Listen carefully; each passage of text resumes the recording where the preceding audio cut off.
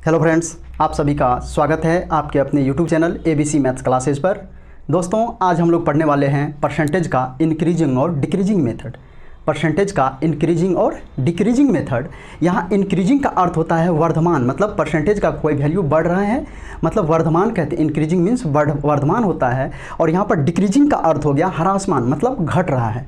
तो परसेंटेज का वैल्यू यहाँ पर घटेगा, कभी बढ़ेगा, कभी बढ़ेगा तो कभी घटेगा। तो यहाँ पर हम लोग इसी को देखने वाले हैं कि परसेंटेज का इंक्रीजिंग और डिक्रीजिंग मेथड क्या होता है। इस पर बहुत सारे क्वेश्चन पूछे जाते हैं एग्जाम में, और ये बहुत ही सरल तरीके से इस क्वेश्चन को हम लोग बनाएंगे। तो चलिए हम लोग देखते हैं सबसे पहले परसेंटेज का इंक्रीजिंग वैल्यू क्या है। तो परसेंटेज का जो इंक्रीजिंग वैल्यू होता है, यदि दो चीज़ गुना में हो, यदि दो चीज़ मान लेते हैं A इंटू B, यदि गुना में हो तो कुछ ना कुछ, अगर हम लोग A की जगह 2 और B की जगह 3 रखेंगे तो कुछ ना कुछ तो रिजल्ट आया 6। तो यहाँ पर यही बोल रहे हैं कि यदि दो चीज़ गुना में हो और यहाँ पर जो रिजल्ट आएगा, कुछ ना कुछ रिजल्ट आएगा। यदि दो चीज़ को गुना करेंगे तो कुछ ना कुछ अवश्य रिजल्ट आएगा। तो अवश्य रिजल्ट जो आएगा, यदि रिजल्ट को हम क्या करते हैं, कांस्टेंट रखते हैं, स्थिर करते हैं।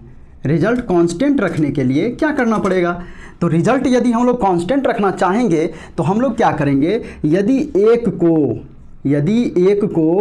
n/d से, यदि एक को n/d से बढ़ाएंगे, यदि एक को n/d से बढ़ाएंगे तो दूसरे को n/d प्लस n से घटाना पड़ेगा, तब जाकर के रिजल्ट कांस्टेंट होगा। यदि दो चीज़ गुना में हो और रिजल्ट कांस्टेंट रखने के लिए बोला जाए तो एक को n/d से अगर बढ़ाएंगे तो दूसरे को n/d प्लस n से घटाना पड़ेगा। अब बात आता है यहाँ पर कि n/d, ये n और d क्या है। n बोले तो होता है नोमिनेटर, n बोले तो नोमिनेटर, और नोमिनेटर मतलब हिंदी में होता है अंश। नोमिनेटर को हम लोग अंश बोलते हैं। दूसरा होता है d, n/d, तो d का अर्थ होता है डिनोमिनेटर। d का अर्थ होता है डिनोमिनेटर। d का अर्थ क्या होता है, डिनोमिनेटर। और डिनोमिनेटर को हम लोग हिंदी में हर बोलते हैं। n फॉर नोमिनेटर मीन्स अंश, d फॉर डिनोमिनेटर मीन्स हर। तो यहाँ पर हम लोग n और d, यही n और d पर यहाँ पर सवाल बनने वाले हैं। क्या बोले अभी, यदि दो चीज़, इंक्रीजिंग मेथड पढ़ रहे हैं अभी, यदि दो चीज़ गुना में हो और रिजल्ट कांस्टेंट रखा जाए, यदि दो चीज़ गुना में हो और रिजल्ट कांस्टेंट रखने के लिए बोला जाए तो एक को n/d से अगर बढ़ाएंगे तो दूसरे को n/d प्लस n से घटाना पड़ेगा, n/d प्लस n से घटाना पड़ेगा, तब जाकर के मेरा रिजल्ट कांस्टेंट होगा।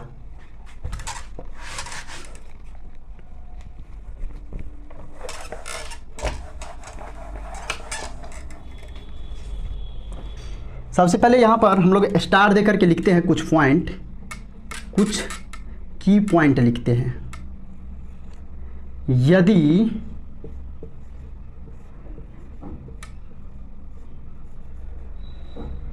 यदि दो चीज़ गुना में हो, यदि दो चीज़ गुना में हो और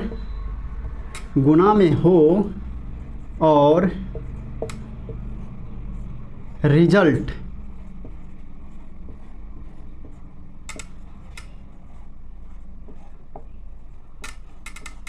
कांस्टेंट, यदि दो चीज़ गुना में हो और रिजल्ट कांस्टेंट, स्थिर रखना बोला जाए, स्थिर, यदि दो चीज़ गुना में हो और रिजल्ट कांस्टेंट हो तो, रिजल्ट कांस्टेंट हो तो उनमें से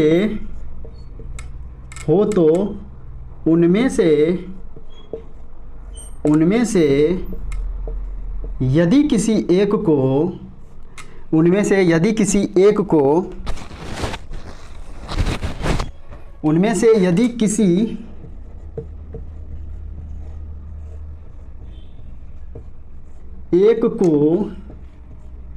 n/d से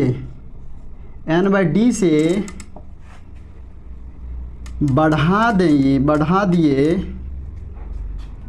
यदि उनमें से किसी एक को n/d से बढ़ा दिए तो दूसरे को n/d प्लस n से घटाना पड़ेगा,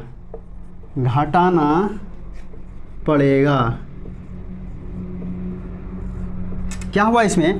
पहला पॉइंट इसमें है कि यदि दो चीज़ गुना में हो और रिजल्ट कांस्टेंट हो तो उनमें से यदि किसी एक को n/d से बढ़ा दिए तो दूसरे को n/d प्लस n से घटाना पड़ेगा।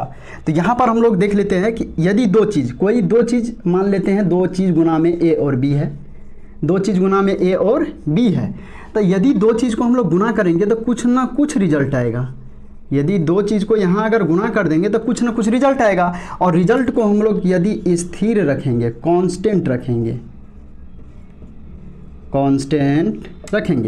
रिजल्ट को यदि कांस्टेंट रखेंगे तो फिर यहाँ होगा, यदि इसको हम n/d से क्या कर रहे हैं, n/d से बढ़ा रहे हैं, तीर अगर ऊपर रहेगा इसका अर्थ होता है बढ़ाना, अगर तीर नीचे रहेगा तो इसका अर्थ होता है घटाना। तो यहाँ पर यदि a को n/d से क्या कर रहे हैं, बढ़ा रहे हैं, तो दूसरे को n/d प्लस n से घटाना पड़ेगा। यही हम लोग का पहला रिजल्ट हो गया, और पहला रिजल्ट इसमें है, यदि दो चीज़ गुना में हो और रिजल्ट कांस्टेंट रखा जाए तो उनमें से किसी एक को यदि n/d से बढ़ा दिए तो दूसरे को n/d प्लस n से घटाना पड़ेगा।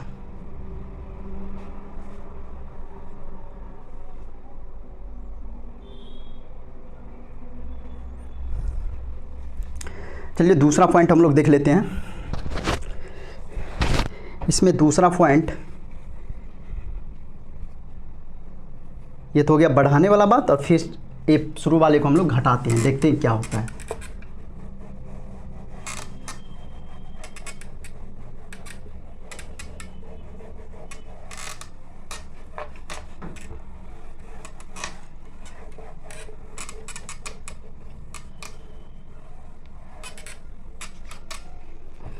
फिर हम लोग का ये दूसरा पॉइंट होगा, यदि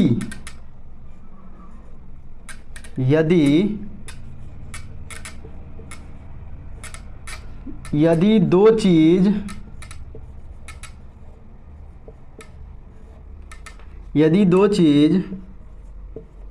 गुना में हो,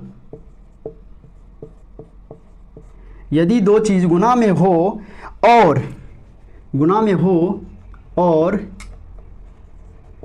रिजल्ट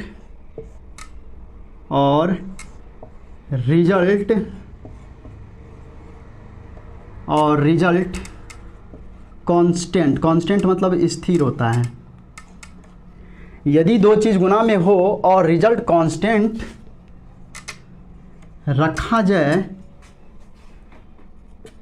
रखा जाए तो यदि किसी एक को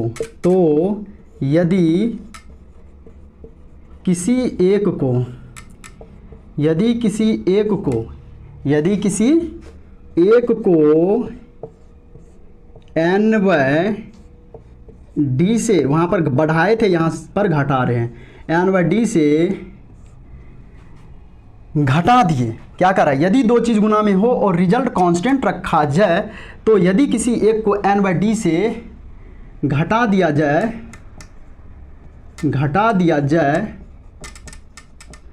तो दूसरे को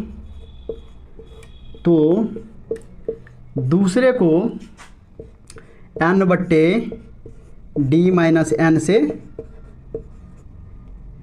बढ़ाना पड़ेगा।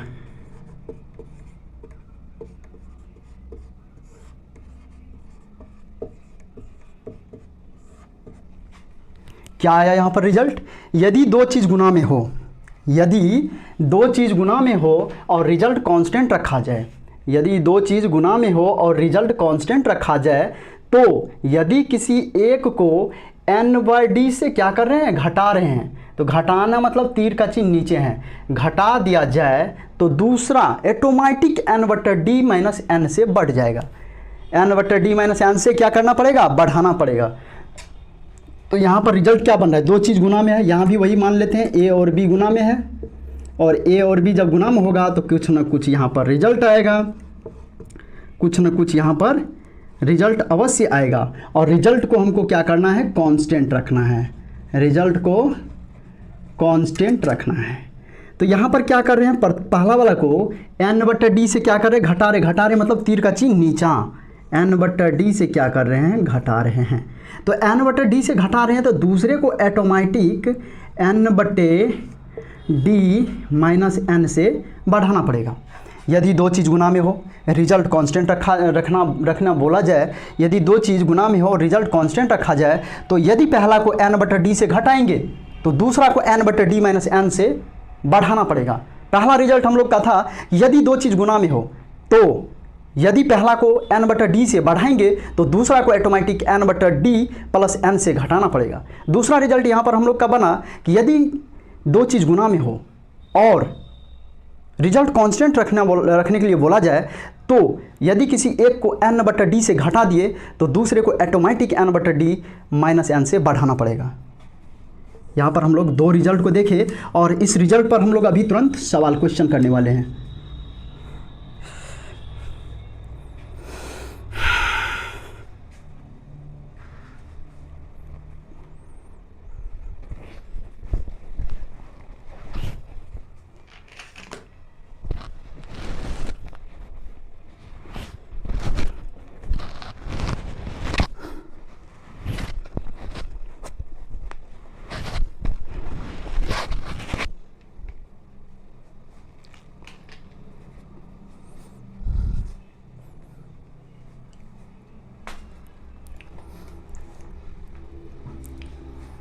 चलिए अब हम लोग इस पर कुछ क्वेश्चन कर लेते हैं, कुछ क्वेश्चन देख लेते हैं इस पर किस टाइप का क्वेश्चन बनता है।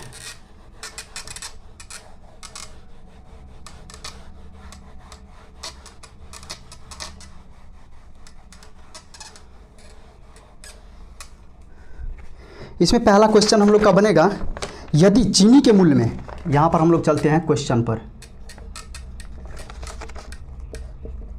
क्वेश्चन सीरीज, क्वेश्चन यहाँ पर हम लोग लिखते हैं। पहला क्वेश्चन हम लोग का होगा, यदि चीनी के मूल्य में, चीनी के मूल्य में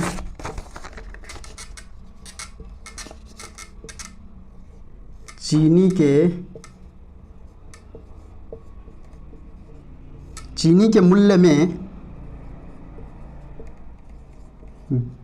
के मूल्य में 20% की वृद्धि होने से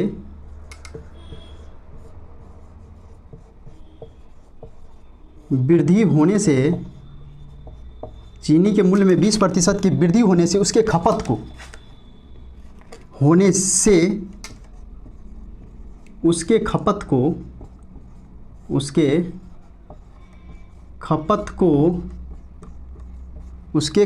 को कितना प्रतिशत, उसके खपत को, ये प्रतिशत का चिन्ह है, कितना प्रतिशत से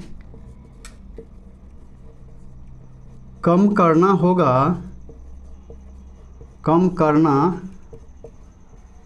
होगा कि खर्च अपरिवर्तित रहे,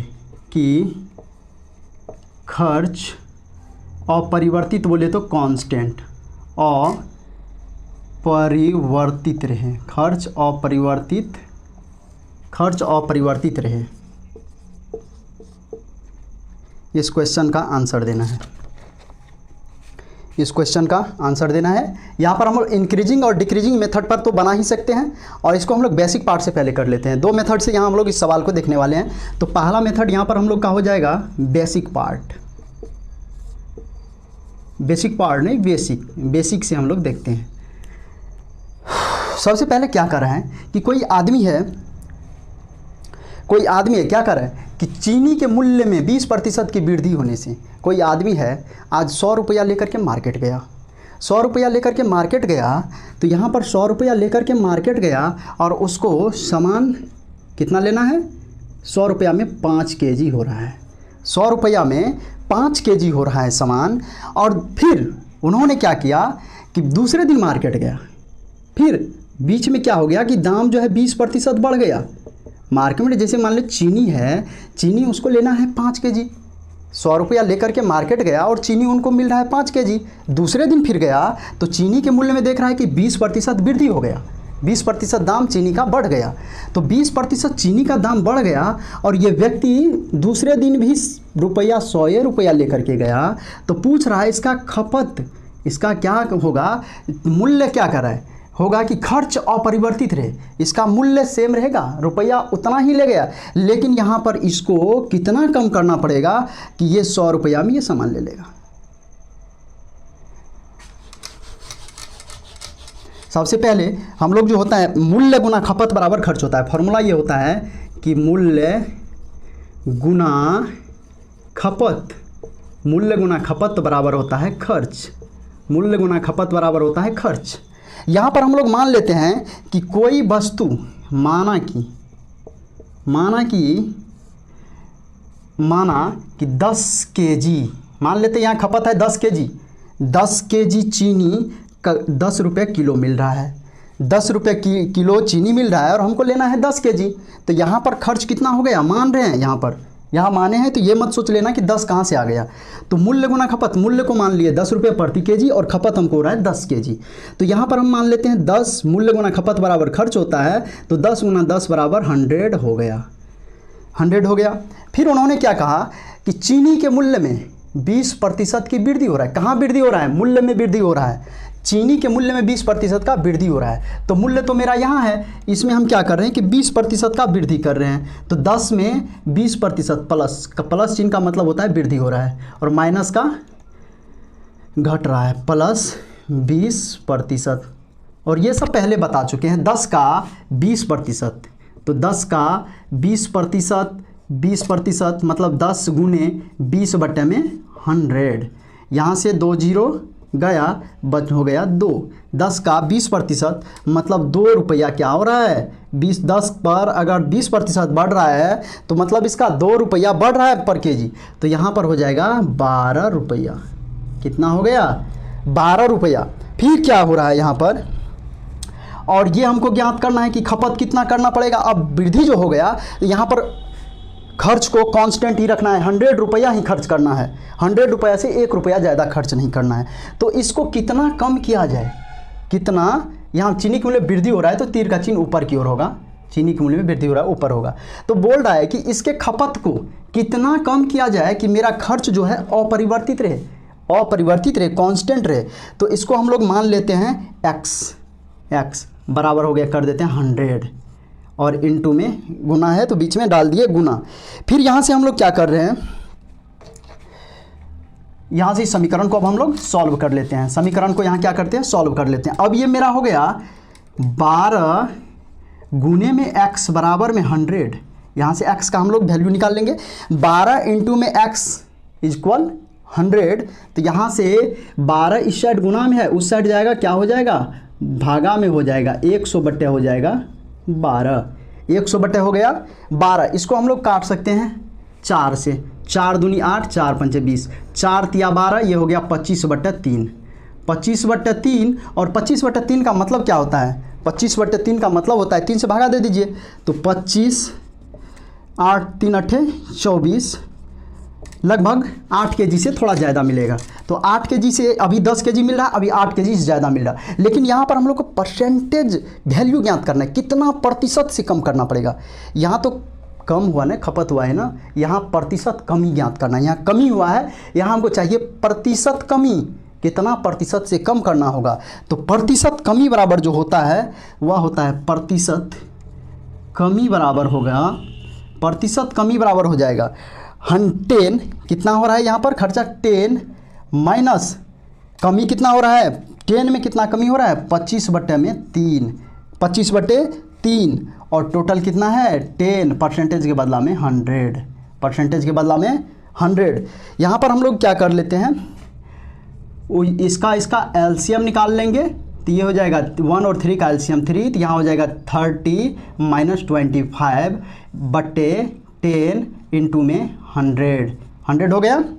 यहाँ हम लोग देखते हैं कि 30 में से अगर 25 को घटा देंगे तो ये हो जाएगा 5/3 और नीचा में है 10 और यहाँ हो गया 100। तो 10 दूनी 100, तो यहाँ हो गया 50, यहाँ क्या हो गया 50/3, यहाँ कितना निकल गया 50/3 और 50/3 का जो परसेंटेज वैल्यू होता है वो होता है 16.66%। मतलब क्या कर रहा है यहाँ, क्या हुआ कि यदि हम किसी चीज़ को, यदि चीनी के मूल्य में 20% की कमी कर रहे हैं तो इसमें क्या करना पड़ेगा, यदि चीनी के मूल्य को अगर हम 20% से बढ़ा रहे हैं तो इसके मूल्य में इसके खपत को 16.66% से कम करना पड़ेगा, 16.66% से इसको कम करना पड़ेगा। तो ये तो हो गया बेसिक। और हम लोग वो इंक्रीजिंग और डिक्रीजिंग इस मेथड से हम लोग इस सवाल को एक लाइन में ही सॉल्व कर लेंगे। तो इसको आप लोग उतार लीजिए।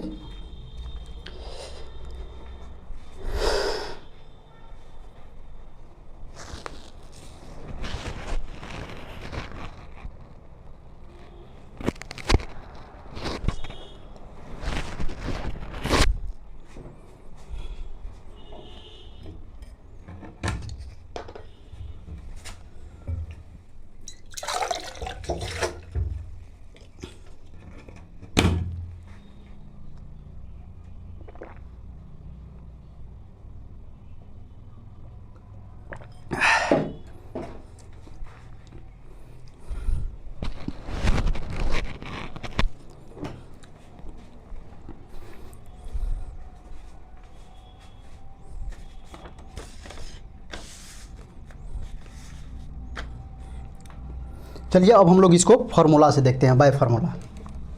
ये तो हो गया बेसिक से हम लोग ऐसे कर लिए। अब इसको हम लोग इंक्रीजिंग मेथड से और डिक्रीजिंग मेथड से सवाल को बना लेते हैं। आंसर दोनों से सेम ही आएगा, 16.66% ही होगा। अभी तुरंत बताए थे कि ये मूल्य बाय फार्मूला, ये फार्मूला से देख रहे हैं, ये फार्मूला से हम लोग देख रहे हैं। क्या बोले, यदि दो चीज़ गुना में, तो यहाँ पर सबसे पहले मूल्य गुना खपत, ये फार्मूला है, मूल्य गुना खपत बराबर क्या होता है, खर्च होता है। खपत को अगर मूल्य से गुना करेंगे तो कितना खर्च हुआ वही निकलेगा। तो मूल्य गुना खपत बराबर खर्च। यहाँ पर क्या हो रहा है कि मूल्य गुना खपत बराबर खर्च। यदि हम मूल्य को क्या कर रहे हैं, यदि हम लोग मूल्य सबसे पहले 20% का क्या निकाल लेते हैं, 20% का फ्रैक्शन वैल्यू। तो 20% का फ्रैक्शन वैल्यू हम बोले थे 1/5 होगा, लेकिन अगर समझ में नहीं आता है तो ये ऐसे निकाल लीजिए। 20 में 100% के बदला में 100, तो 20 पंचे 100, 20 का 20, 1/5। तो फ्रैक्शन वैल्यू 1/5 हो गया। n/d निकल गया, यहाँ से n/d हो गया, डिनोमिनेटर और डिनोमिनेटर के रूप में निकल गया। यदि हम चीनी के मूल्य को 20% से क्या कर रहे हैं, बढ़ा रहे हैं, तो तीर का चिन्ह ऊपर। यदि चीनी के मूल्य को 20% से बढ़ा रहे, और 20% का मतलब 1/5 होता है। तो यदि चीनी के मूल्य को यदि हम लोग 20% से बढ़ा रहे हैं तो यदि चीनी के मूल्य को 1/5 से बढ़ा रहे हैं तो खपत को कितना कम करना पड़ेगा, खपत को कितना कम करना पड़ेगा, मतलब खपत क्या बोले, यदि दो चीज़ गुना में हो, यदि एक को n/d से बढ़ा रहे हो तो दूसरे को यदि दो चीज़ गुना में हो और यदि n/d से एक को क्या कर रहे हो, बढ़ा रहे हो, तो दूसरे को n/d प्लस n से क्या करना पड़ेगा, घटाना पड़ेगा। तब जाकर के रिजल्ट कांस्टेंट होगा, तब जाकर के मेरा खर्च कांस्टेंट होगा। तो यहाँ पर हम लोग इसको क्या कर देते हैं, n/d प्लस n से क्या कर दिए, घटा दिए। n कितना है, n हो गया मेरा नोमिनेटर मतलब 1, डिनोमिनेटर मतलब 5। n हो गया मेरे पास 1, d हो गया 5 और नोमिनेटर हो गया 1। तो यहाँ से हम लोग का आंसर 1/6 यहाँ निकला। 1/6 percentage value n/d plus n से निकला। तो यहाँ हम लोग समझ लिए, यदि चीनी के मूल्य को 1/5 से बढ़ाएंगे तो चीनी के खपत को 1/6 से घटाना पड़ेगा। चीनी के मूल्य को अगर हम लोग 1/5 से बढ़ाएंगे तो चीनी के खपत को 1/6 से घटाना पड़ेगा। तब जाकर के हम लोग का रिजल्ट जो होगा, यहाँ पर खर्च जो होगा कांस्टेंट होगा। और इसका परसेंटेज वैल्यू, परसेंटेज कमी क्या होगा, कितना प्रतिशत से कम करना होगा, तो इसमें क्या कर देंगे, 100 से प्रतिशत कमी करना पड़ेगा। तो यहाँ 100 से इसमें गुना कर देंगे। तो प्रतिशत कमी बराबर हो जाएगा 1/6 इंटू में 100। यहाँ से हम लोग 100/6 कर लेते हैं। 100/6 ये हो जाएगा 50 दूनी 100, 3 दूनी 6, 50/3 और 50/3 का मतलब होता है 16.66%। यही होता है इंक्रीजिंग और डिक्रीजिंग मेथड पर सबसे प्रचलित सवाल है। इंक्रीजिंग और परसेंटेज का सबसे फेमस सवाल ये है, सबसे फेमस सवाल ये है। और जितना भारी लग रहा है देखने से उतना आसान, सबसे बेस्ट यही मेथड है, फार्मूला मेथड। तो आप लोग इसको नोट करिए।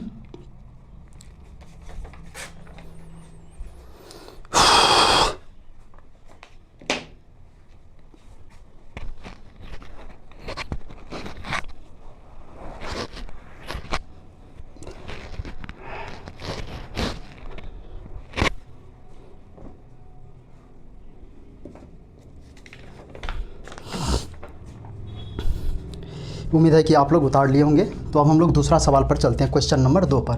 क्वेश्चन नंबर 2 चलते हैं। क्वेश्चन नंबर देख लेते हैं 2 क्या है। क्वेश्चन नंबर 2 देख लेते हैं क्या है।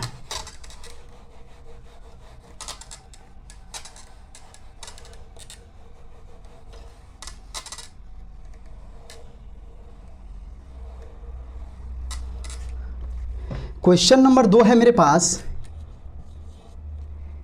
चीनी के मूल्य में, चीनी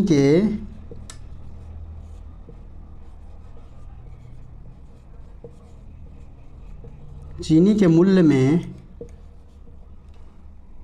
33.33% की कमी होने से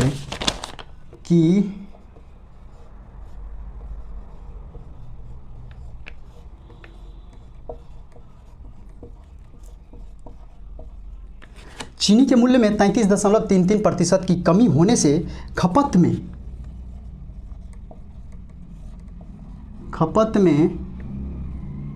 कितना वृद्धि, खपत में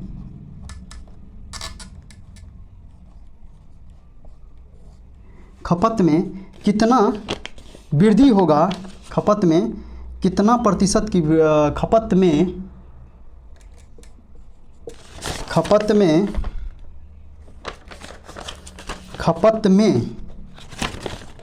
कितना प्रतिशत, खपत में कितना प्रतिशत की वृद्धि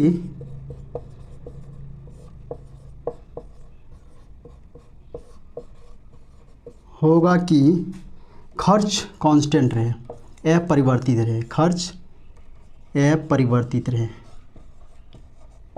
अपरिवर्तित।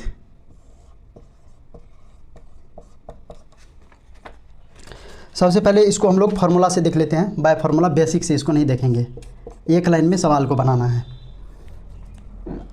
बाय फार्मूला,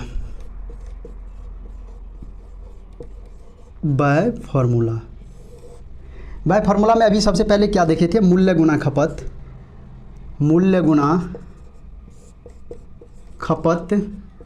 बराबर क्या होता है, मूल्य गुना खपत बराबर खर्च होता है, मूल्य गुना खपत बराबर खर्च होता है। तो यहाँ पर हम लोग मूल्य को क्या कर रहे हैं, कमी कर रहे हैं, 33.33% से कमी कर रहे हैं, 33.33% से क्या कर रहे हैं, कमी कर रहे हैं मतलब माइनस कर रहे हैं, कमी कर रहे हैं। 33.33% का मतलब होता है 1/3, 33.33% का मतलब 1/3 होता है। और 1/3 कैसे हो गया, तो इसी फ्रैक्शन को परसेंटेज में बदल दीजिए। तो 1/3 में अगर हम लोग 100 से गुना कर दिए तो 100/3, और 3 का अगर भागा देते 100 में तो 3 तिया 9, 1 0, 3 तिया 9, 1.0, 3 तिया 9, 33.33% होता है। तो 33.33% का फ्रैक्शन वैल्यू 1/3 होता है। तो यहाँ पर हम लोग क्या कर रहे हैं कि मूल्य में कमी कर रहे हैं, वृद्धि यहाँ नहीं हो रहा है, यहाँ मूल्य में कमी हो रहा है, मूल्य में कमी हो रहा है। कितना से, 33 कमी बोले तो माइनस 33.33% से क्या हो रहा है, कमी हो रहा है, मतलब -1/3 से क्या हो रहा है, मूल्य घट रहा है। तो खपत को कितना से बढ़ा दे कि मेरा खर्च अपरिवर्तित रहे, खपत को कितना से बढ़ा दे कि मेरा खर्च अपरिवर्तित रहे। तो यहाँ पर हम लोग फॉर्मूला बताए थे कि यदि दो चीज़ गुना में हो और एक को n/d से घटाना पड़े तो दूसरा को n/d माइनस n से बढ़ाना पड़ेगा, तब जा कर के रिजल्ट यहाँ पर जो आएगा वो कांस्टेंट होगा। यहाँ पर हम लोग फार्मूला देखे थे कि जब दो चीज़ गुना में हो और एक को n/d से घटाना पड़े तो दूसरे को n/d माइनस n से बढ़ाना पड़ेगा, तब जाकर के जो रिजल्ट आएगा वो कांस्टेंट होगा। तो यहाँ पर n/d कितना हो गया, n/d यहाँ हो गया 1/3। तो खपत को क्या करना पड़ेगा, घटा रहे हैं तो बढ़ाना पड़ेगा, किससे, n/d माइनस n से, n/d माइनस n से। और n है मेरे पास 1, d है मेरे पास 3 और माइनस में n ना, तो n की जगह 1। तो यहाँ हो गया 1/3 में से 1 जाएगा तो 2 और ये तो हो गया कमी। अब हमको चाहिए प्रतिशत, सॉरी कमी नहीं, ये वृद्धि हो गया। हमको चाहिए प्रतिशत वृद्धि, तो 100 से मल्टीप्लाई कर दीजिए, इसका आंसर 50% होगा। इसलिए प्रतिशत वृद्धि बराबर हो जाएगा 1/2 इंटू में 100 बराबर में 50%। और ये 50% इसको काटने से आया है। तो यहाँ पर क्या करना पड़ा, खपत को यदि हम लोग मूल्य को 33.33% से घटा रहे हैं तो खपत को 50% से बढ़ाना होगा, तब जाकर के मेरा जो ये रिजल्ट खर्च आएगा, वो जो रिजल्ट आएगा वो क्या होगा, रिजल्ट आएगा वो हो जाएगा कांस्टेंट, रिजल्ट आएगा वो कांस्टेंट होगा। ऐसे सवाल बनता है इंक्रीजिंग और डिक्रीजिंग मेथड का।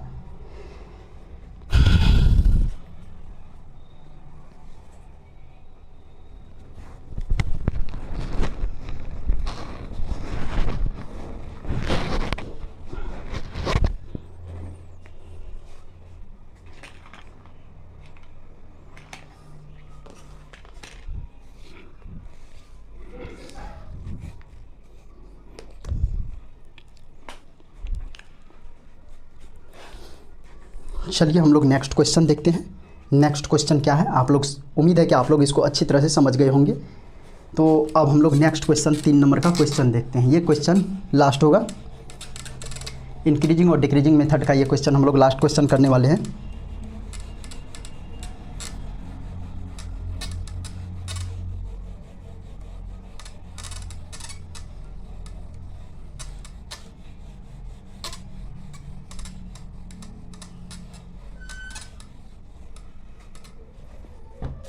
अगला क्वेश्चन हम लोग का 3 नंबर होगा।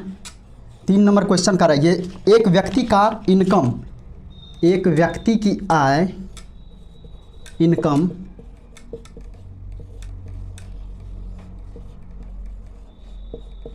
एक व्यक्ति की आय 25% से बढ़ जाता है, 25% से बढ़ जाता है,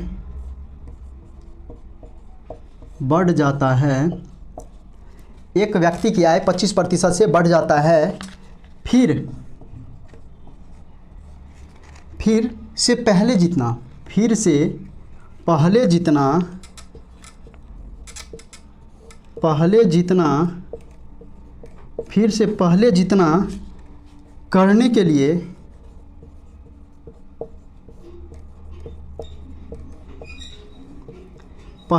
करने के लिए आय में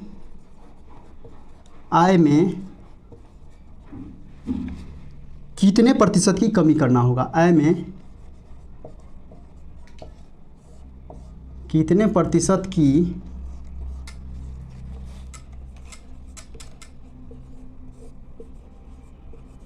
कमी करना होगा, ये क्वेश्चन कर रहा है। एक व्यक्ति का आय है, एक व्यक्ति की आय 25% से बढ़ जाता है, फिर से पहले जितना करने के लिए आय में कितने प्रतिशत की कमी करना होगा। तो सबसे पहले हम लोग क्या कर रहे हैं, इसको बेसिक से बना रहे हैं, दो मेथड से हम लोग बनाएंगे। इसको सबसे पहले बेसिक से समझते हैं, बेसिक से समझ रहे हैं। मान लेते हैं कि ओल्ड इनकम और क्या कहते हैं, पुरानी आय और नई आय, यहाँ पर दो आय के बारे में पूछ रहा है, इनकम के बारे में पूछ रहा है। तो यहाँ पर हम लोग लिखते हैं ओल्ड इनकम, इनकम मतलब आय होता है।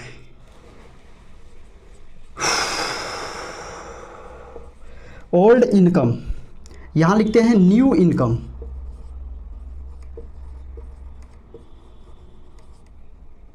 न्यू इनकम, यहाँ पर हम लोग क्या कर लेते हैं, इसका मान लेते हैं, माना कि पुरानी आय इसका कितना है, पुराना आय मान लेते हैं, माना पुराना आय 100 है। यहाँ पर क्या करना है, 100 में हम लोग का कितना वृद्धि करना पड़ेगा, व्यक्ति की आय मान लेते हैं 100 है, 25% बढ़ जाता है। न्यू इनकम जो हो रहा है उसमें 25% बढ़ करके हो रहा है। तो यहाँ पर जो न्यू इनकम होगा, यहाँ पर जो न्यू इनकम होगा उसमें क्या होगा, 25% का वृद्धि हो जाएगा। और 100 का 25% 25 ही होता है, क्योंकि निकाल करके इसको देखे हैं। और 100 के बेस पर जितना परसेंट बोलेगा उतना ही वैल्यू होता है उसका। तो 100 का 25% कितना होता है, 25 ही होता है। तो 100 गुनी 25 बटे में 100, 100 से 100 कट गया, बच गया 25। तो यहाँ पर क्या हो गया, 25 हो गया। 25% का मतलब 25 बढ़ रहा है। ओल्ड इनकम इसका 100 है, 25% बढ़ गया, मतलब ओल्ड इनकम में क्या हो रहा है, 25 बढ़ करके हो जाएगा इसका ओल्ड इनकम 125 रुपया। पहले 100 इसका 100 कमा रहा था, अब ये 125 कमा रहा है। तो क्या पूछ रहा है, फिर से पहले जितना करने के लिए, फिर से 100 करने के लिए आय में कितने प्रतिशत की कमी करनी होगी। तो सबसे पहले कमी निकालना होगा। पहले था 100, अब हो गया 100 125। तो इसको कितना से कम हो रहा है, ये कितना से कम हो रहा है, 125 से कितना कम हो रहा है, ये 25 कम हो रहा है, 25 कम हो रहा है। 100 से कितना कम हो रहा है, और हमको चाहिए क्या, कमी। कमी निकल गया 25, अब हमको चाहिए कमी प्रतिशत। प्रतिशत कमी बराबर हो जाएगा, प्रतिशत कमी बराबर हो जाएगा कमी। कमी किससे हो रहा है, कमी, कमी प्रतिशत कमी बराबर कमी किससे, कमी 125 से कम हो रहा है।